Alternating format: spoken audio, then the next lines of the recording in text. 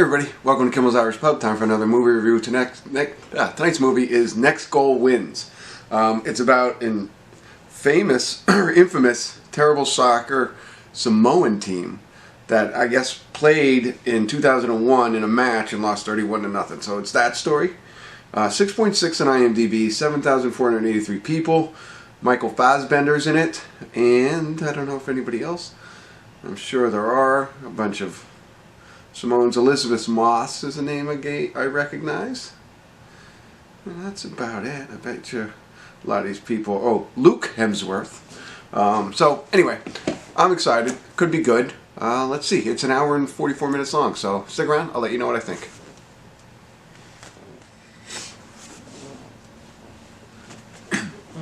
Hey everybody. Kind of lost my voice there. We're at the credits of Next Goal Wins, and a little disappointed. I think there's a lot there. First of all, it's based on a true story, which is really cool. I wasn't completely sure of that going into it because, again, I didn't just read the synopsis on IMDb.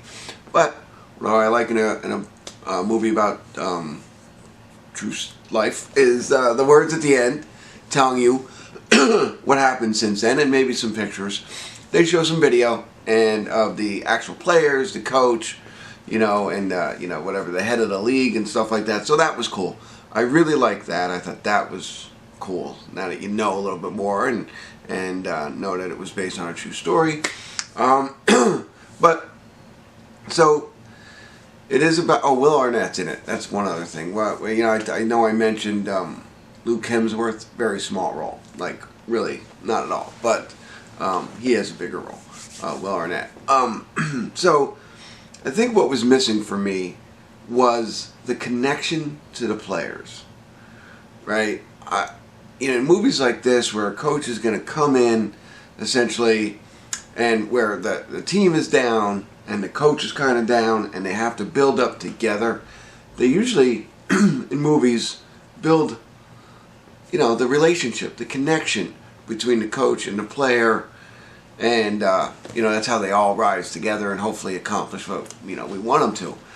I didn't feel that here. I felt that between the coach, which is Fassbender, and there's one transgender player, which happens to be real life, too. So there was a little bit of a connection between them two, But everything else, while we know who the players were, maybe a little bit of background, you didn't feel that. You didn't feel the emotional tie between the coach and the players. I didn't.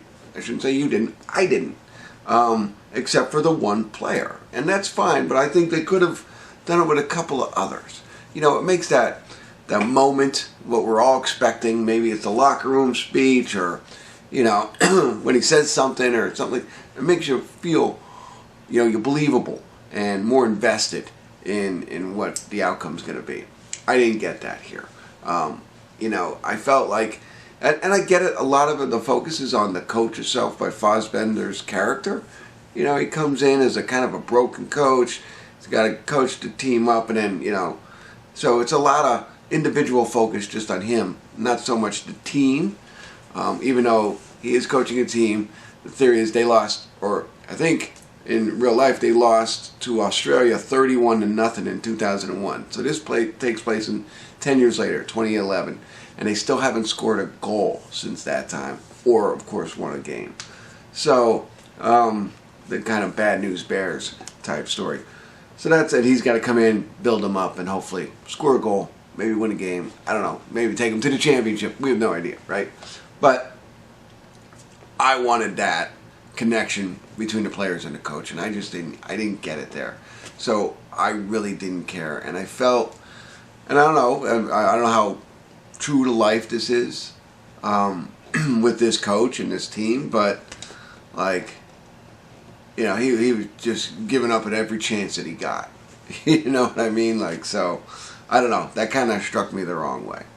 And maybe I'll do a little bit of spoiler. I won't spoil the ending, but so I felt that that's there.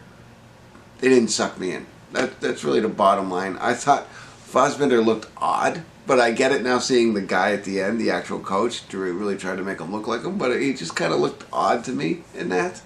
And there is when we get to the background of him, that piece I like. you know, I feel it has odd placement, but understandable where they put that background stuff. I know I'm talking in very vague terms, but if you watch it, you'll see what I mean.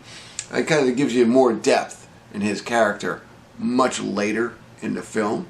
But that's still okay, but I enjoyed it, but it didn't, it helped, but it didn't connect, you know, the whole thing for me. So there you go. I'm at a 5 on this one, to be honest with you. So unfortunately, I like the story. It's there, but this is where I'm kind of siding with the, you didn't, you know, spice my emotions at all. And while I know it's a good story, I don't think it was delivered correctly on whoever's fault that is. It could be mine too, of not being able to be open-minded. I don't know. But really quick, so there you go. I got all that. I'm going to talk a little bit more. Spoiler alert! Spoiler alert! Spoiler alert! If you haven't seen it, you don't want to hear more about it. Thank you. If you're okay with hearing it, I won't spoil the ending. But you know, I think the fact, you know, how he quit so many times, like, that made me feel like, okay, there's no connection between him and the players. And, you know, I think they could have played the eating thing. I thought that was great by Jaya, saying, hey, you should eat and you won't get mad. I think they pull that. I think they could pull that out a little bit, you know, and make that a bigger piece, because I felt it was there. It was a good foreshadowing. Sure, he has a piece of chicken out of the bucket in the second half. It doesn't land. I think you could have made that land better. I think even if the other coach quit so many times, don't make it that bad. Don't make it so, you know, this isn't an autobiography. It's supposed to be a feel-good story, a comedy, you know, that kind of thing. You can bend it a little bit. You don't have to be, if that's really what happened.